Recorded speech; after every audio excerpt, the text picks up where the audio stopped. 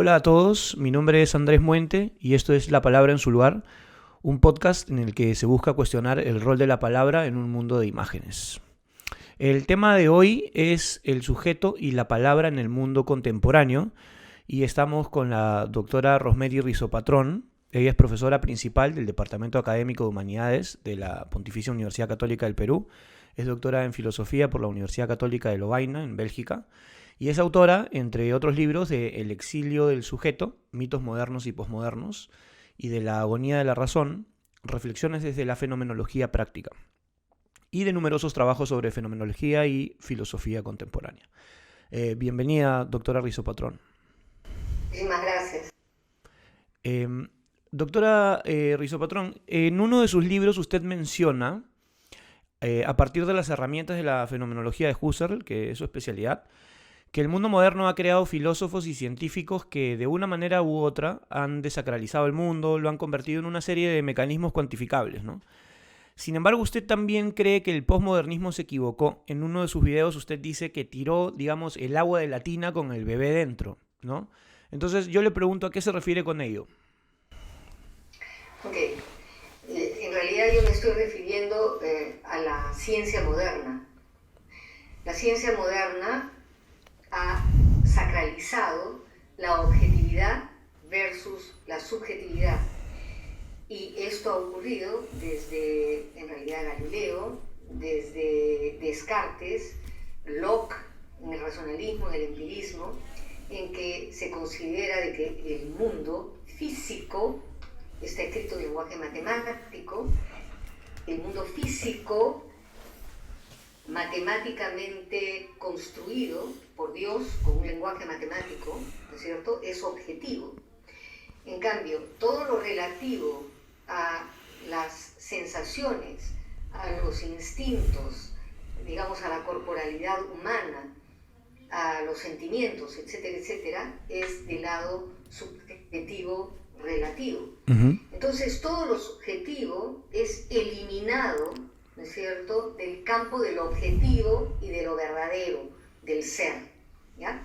Esto es entonces la influencia de la ciencia moderna en la interpretación galileana, en la interpretación también newtoniana, racionalista, etcétera, etcétera, que ha impactado el mundo moderno y contemporáneo. Ahora bien, cuando vienen los posmodernos, ¿no es cierto?, empiezan a atacar a la filosofía del sujeto, digamos al logocentrismo, etcétera, etcétera, etcétera, ¿no es cierto? Y en el fondo lo que están haciendo ambos, ¿no es cierto?, es lo mismo. Están, digamos, sacando de la ecuación aquel centro desde el cual se produce todo sentido y se valida todo sentido, ¿no es cierto? Es decir, aquel centro desde el cual podemos hablar de objetividad, de verdad, etcétera, etcétera, ¿no? Entonces ellos, por atacar los posmodernos, ¿no?, los posmodernos, por atacar a la ciencia moderna, o por atacar no a la ciencia moderna, sino a la filosofía cientificista, que exilia al sujeto, por atacarlo, ¿no es cierto?, es vaciando la tina con el bebé, es decir, con aquello precisamente que deberían de rescatar para restituir una visión holística del universo que precisamente el dualismo moderno partió, ¿no? Entonces, la respuesta posmoderna no es la adecuada. Aparte que hay otro tema que a mí me preocupa enormemente del posmodernismo. ¿Cuál es? Sacar de la ecuación al sujeto es sacar de la ecuación a la responsabilidad humana, es decir, aquel centro desde el cual uno toma posición responsable, ¿no es cierto?, por sus aseveraciones razonables y por sus acciones prácticas. No, de acuerdo. Ahora, usualmente la gente con la que uno conversa cree que la palabra posmodernismo es sinónimo de relativismo, ¿no? ¿Cuál cree que sea el motivo? Ese. ¿Es directamente relativismo? Hay un relativismo porque, digamos, lo que hacen es eliminar al sujeto y a toda racionalidad. Es un ataque a la racionalidad en tanto tal, ¿no? Ellos atacan lo que ellos llaman el logocentrismo, pero al atacar el logocentrismo atacan también a toda forma de racionalidad, a toda forma de discriminación entre verdad y falsedad, valor y sin valor, ¿no es cierto? Ser y no ser. Claro. ¿No es cierto? Entonces, en ese sentido son absolutamente relativistas. Y además, digamos, el peligro ahí no es tanto, incluso desde el punto de vista epistemológico, sino práctico.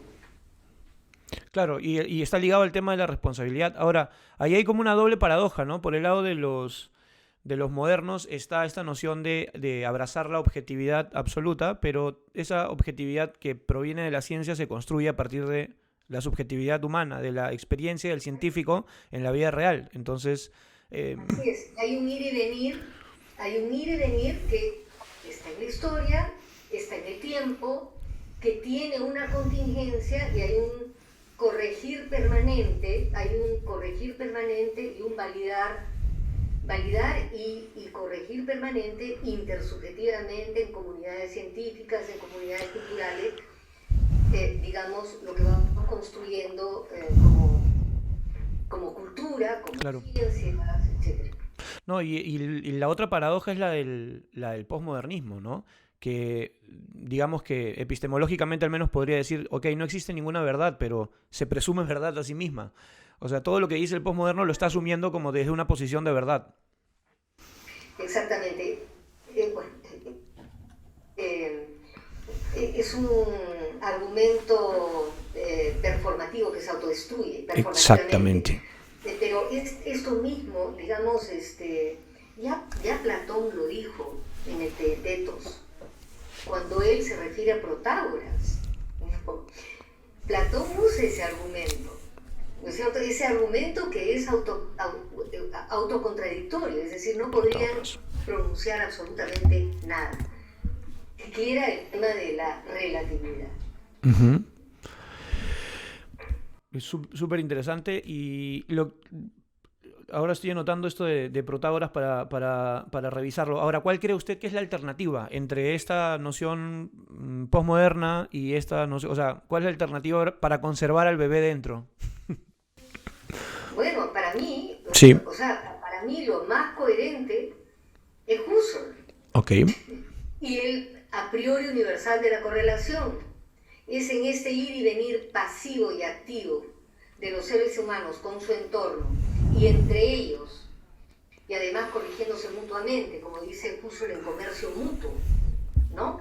Corrigiéndose. O sea, el concepto de objetividad, en última instancia, para Husserl tiene tres componentes. Tiene el componente de algo que se me tiene que dar. Tiene el componente de que se me tiene que dar de una manera consistente en el tiempo. Uh-huh. Y se tiene que dar intersubjetivamente. No basta uno u otro u otro.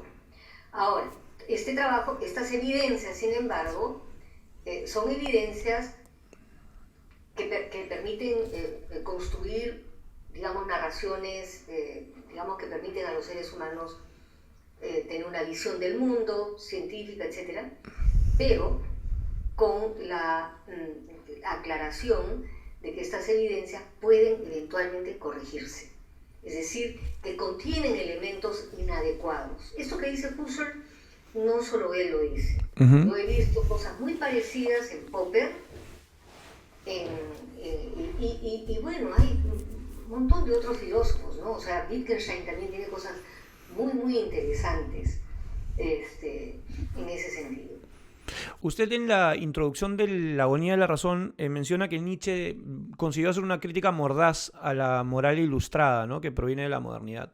Y eso me hizo acordar al libro de MacIntyre, Tras la virtud, porque él resalta a Nietzsche de la misma forma, ¿no? Hizo una crítica, creo que además hay consenso respecto de eso, hizo una muy buena crítica de la justificación de la modernidad respecto de la moral.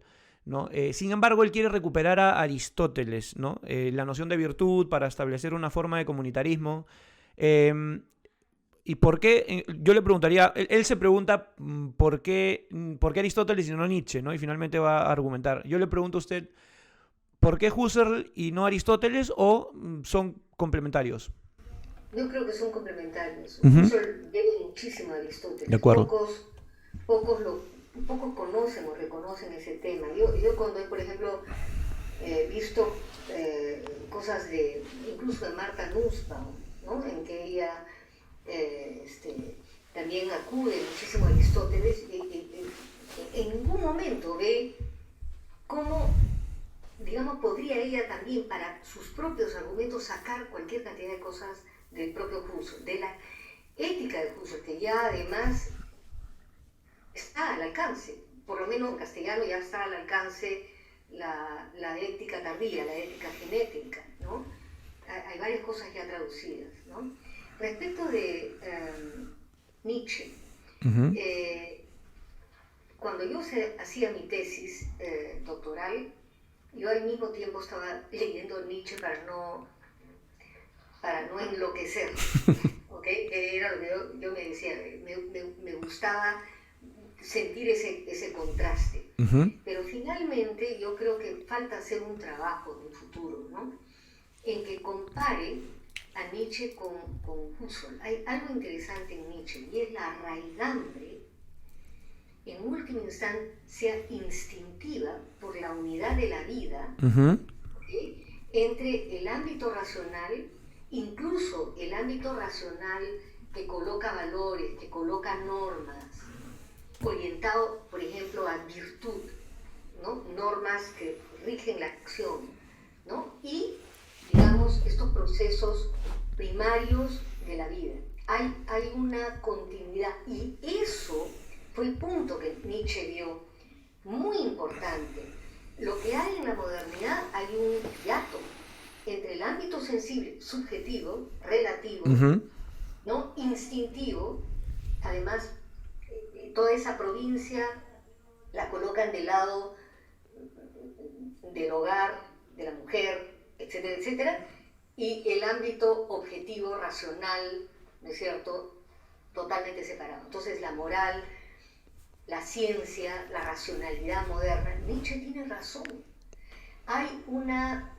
ahora, el problema con Nietzsche es otro, ¿no? O sea, el problema con Nietzsche es que él tiene además, digamos, una serie de reproches propios por el tipo de vida que tuvo, etcétera, etcétera, que un poco tiñen de un colorido medio extraño, el modo como él plantea esto, ¿ya? Pero su inspiración, lo que creo que él vio era tremendamente importante. Y esto es lo que precisamente agarra Husserl, que tiene además mucha cercanía con Freud, por Brentano. Brentano fue maestro de Freud y de Husserl.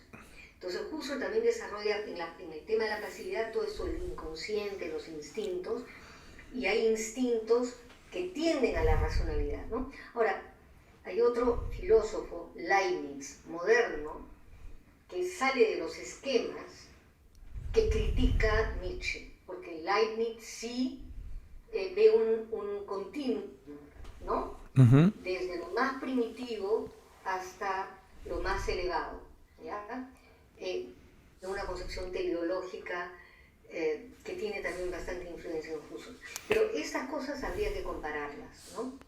Y el tema de la virtud, claro, Husserl no usa ese término, Claro.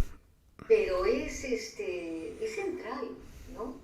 Es central, digamos, se puede incorporar sin ningún problema en la ética de Husserl. No, porque además habla de intersubjetividad, ¿no? Entonces, Aristóteles resalta la importancia de la comunidad, que es donde esa intersubjetividad cobra vida. Entonces, sí podría ser perfectamente compatible. Yo le pregunto si es que Nietzsche no habrá dado pie también a que en su nombre surjan algunos posmodernos. ¿Usted qué cree? No, definitivamente. ¿No? Esto sí, claro que sí. Digamos, los posmodernos deconstruccionistas, etcétera, Ujú.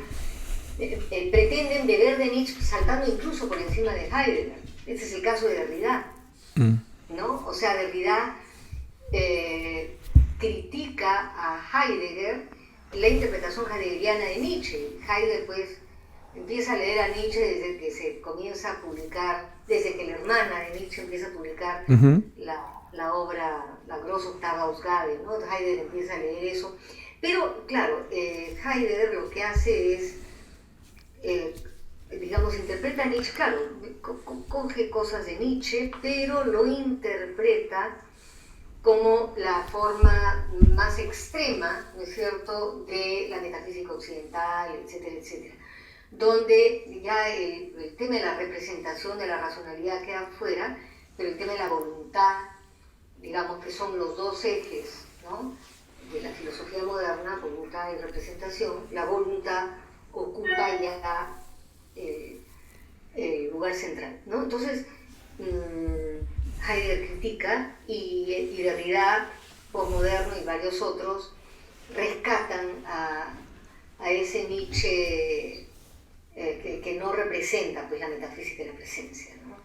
De acuerdo. Ahora que mencionó lo de Freud, yo quería preguntarle si este concepto de la intencionalidad tan importante para la fenomenología y para Husserl eh, abarca el tema del subconsciente que menciona Freud siempre. También, digamos que forma parte de esa intencionalidad. Lo digo a la luz también de todas estas ciencias del comportamiento que están en auge.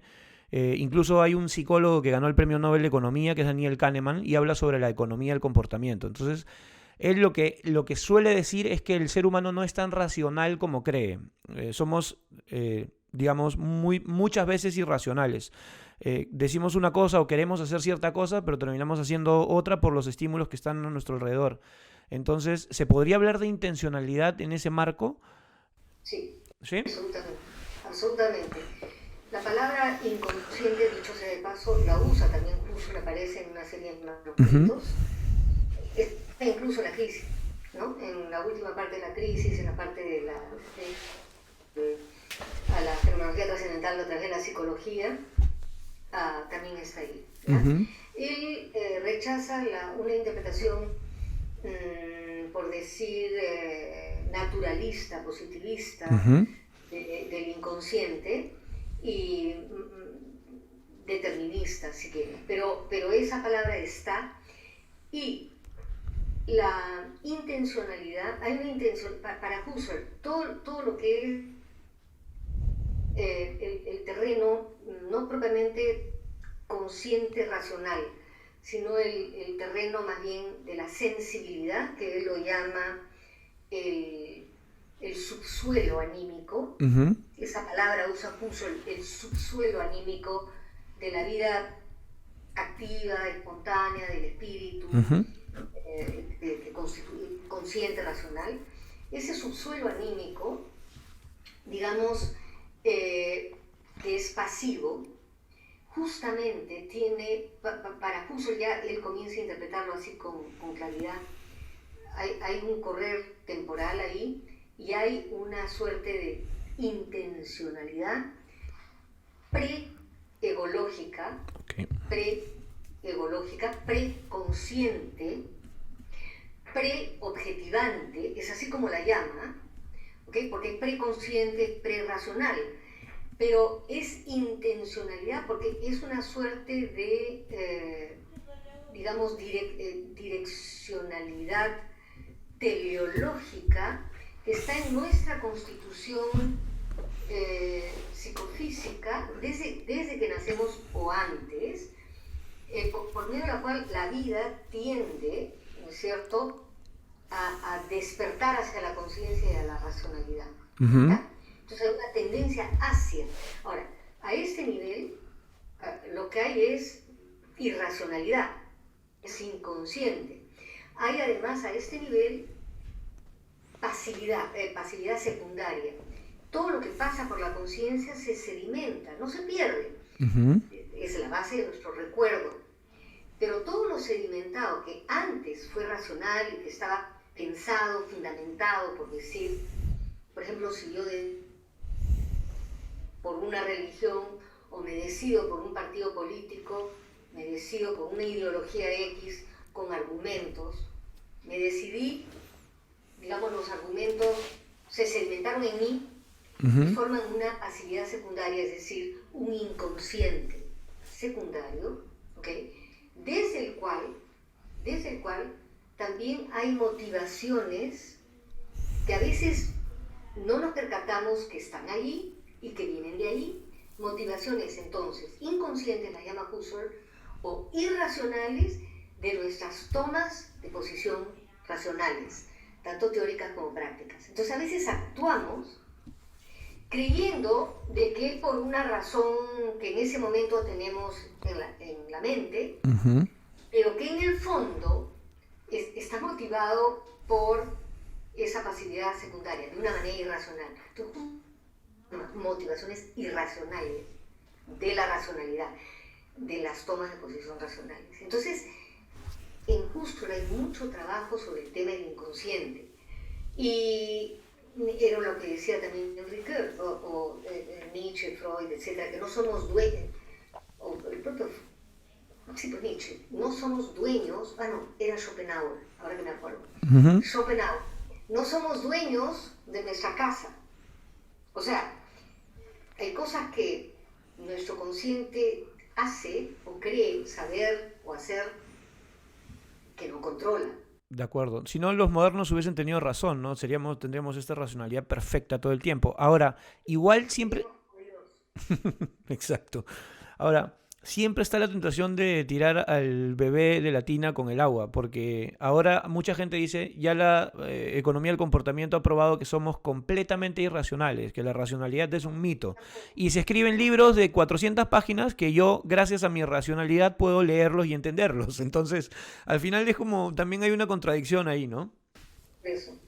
Por eso, es absurdo, ¿no? Y argumentos en ese sentido están en toda la obra de Husserl, incluso en sus ideas, que fueron tan criticadas, las ideas de 1913. Y él dice, no se dan cuenta, muchos de los críticos que están utilizando, ¿no es cierto?, argumentos racionales para probar de que por ejemplo, de que no hay reflexión. ¿Cómo lo saben si no están reflexionando? O sea, no es una reflexión total, no es una racionalidad sub specie eternitatis, como creían los modernos. En ese sentido sí. Y Husserl también dice, evidentemente la racionalidad moderna hay que traerla a la tierra. Claro. Es una racionalidad perfecta, humana, perspectivista, con correcciones permanentes, pero es racionalidad. De acuerdo. Está hecho, que llamamos racionalidad, la posibilidad de corregir. De hecho, llamar irracionalidad a algo es propiamente racional, si no, no tendríamos esa palabra, no se podría decir, claro, nada. Exactamente. Doctora Rizopatrón, vamos a ir a una pausa y seguimos conversando.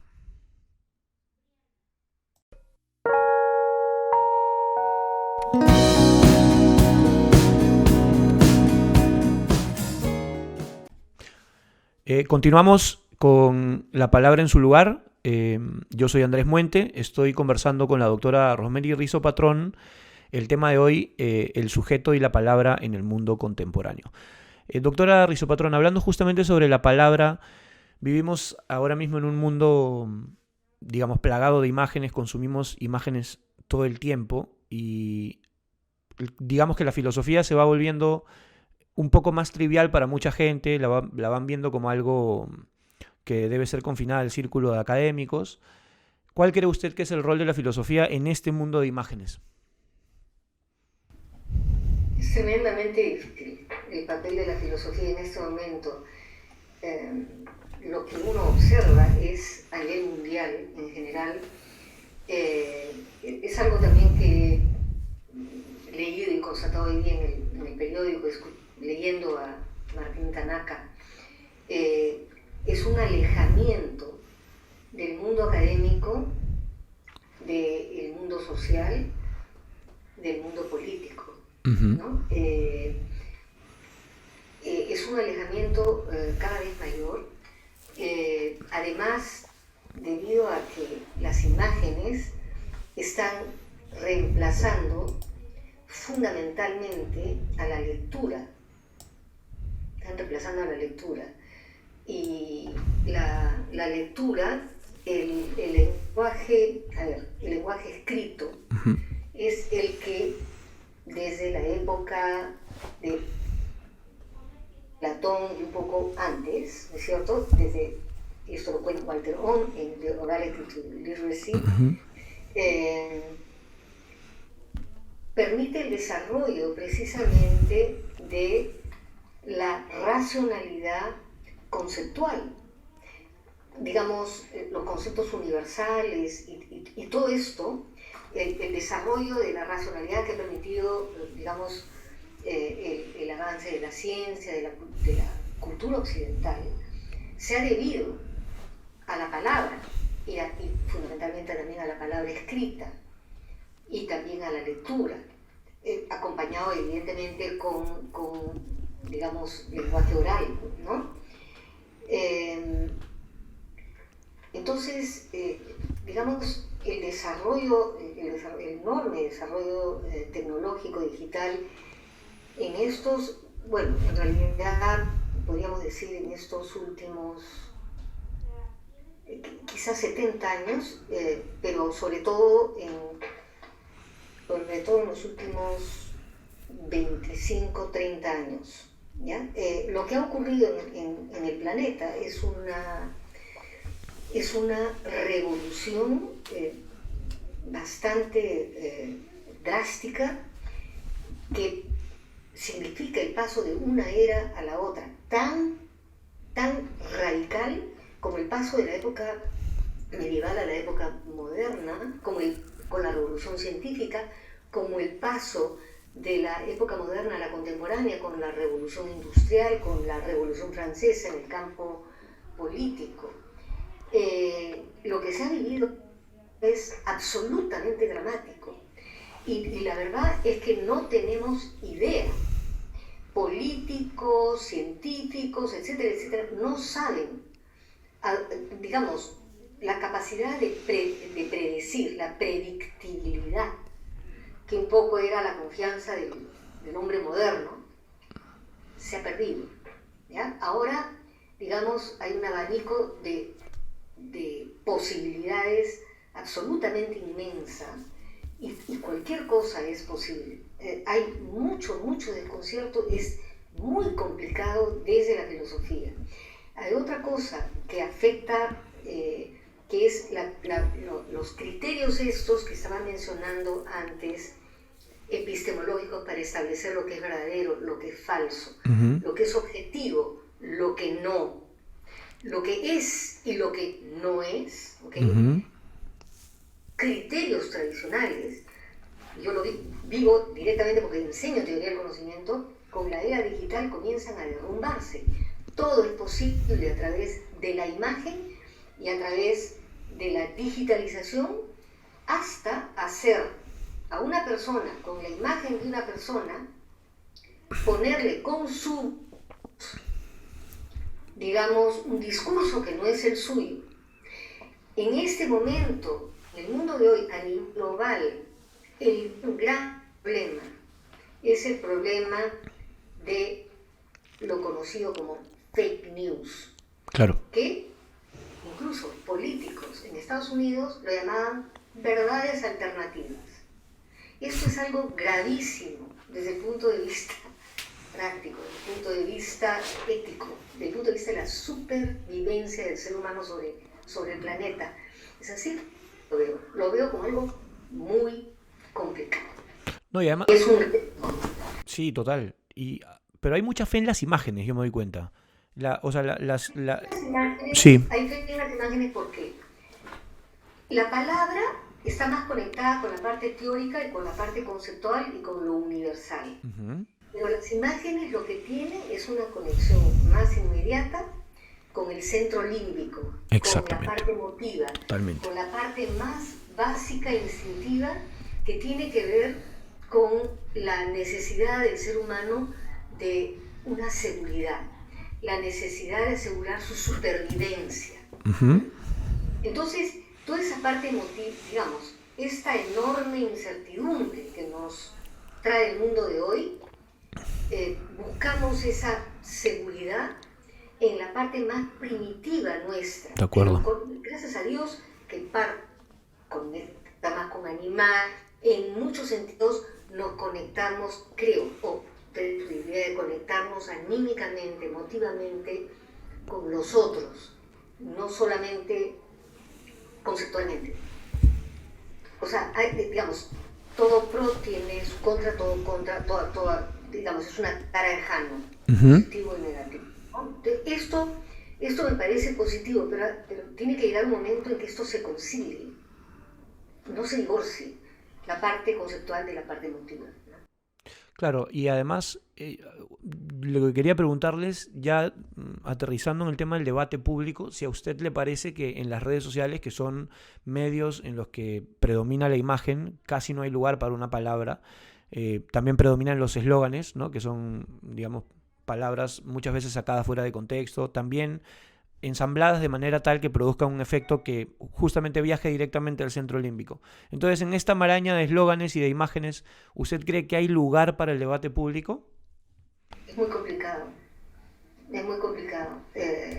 Lo que encontramos en las redes es, claro, hay muchas cosas positivas, hay, digamos, muchas cosas que salen a la luz que antes no estaban, pero también hay linchamientos públicos, donde no hay evidencias, pero inmediatamente hay un sepultar y silenciar, ¿no es cierto? Entonces son slogans, son palabras lapidarias, expresiones, y además ese lenguaje, y a través de, por ejemplo, un WhatsApp o TikTok o lo que fuera, hay la tendencia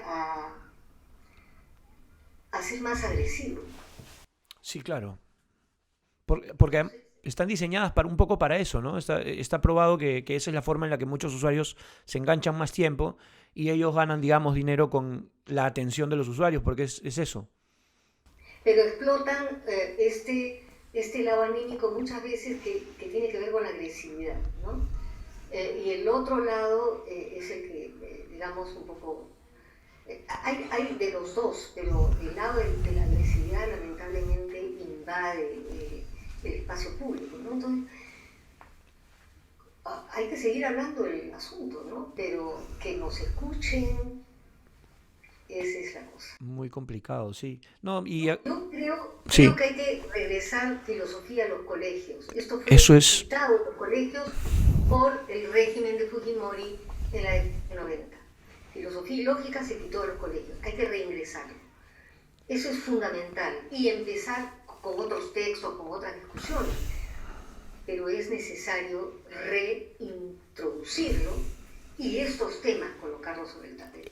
Me ha respondido una pregunta que pensaba hacerle, que es si es necesaria la filosofía en el Perú, claro, considerando también la desigualdad que existe, ¿no? Las características propias, y evidentemente sí que lo es, porque si no, ¿cómo vamos a discutir? Muchas veces decimos, no es y esto lo he conversado también con otros profesores de filosofía, ¿no?